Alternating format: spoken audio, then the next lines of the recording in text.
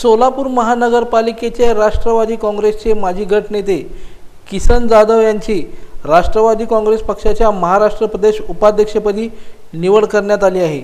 आदरणीय आमदार अजित पवार, उपमुख्यमंत्री तसेच प्रदेशाध्यक्ष सुनील तटकरे यांच्या आशीर्वादाने व सूचनेनुसार प्रदेशाध्यक्ष राष्ट्रवादी काँग्रेस पार्टी यांच्या शुभ हस्ते किसन जाधव यांना नियुक्तीपत्र देण्यात आले। राष्ट्रवादी काँग्रेस पक्षाची ध्येय धोरणे जनसामान्यापर्यंत पोहोचवून पक्षाची ताकद वाढवावी आणि अजित पवार यांचे हात बळकट कराल असा विश्वास तटकरे यांनी व्यक्त केला आणि किसन जाधव यांना पुढील कार्यात शुभेच्छा दिल्या आहे।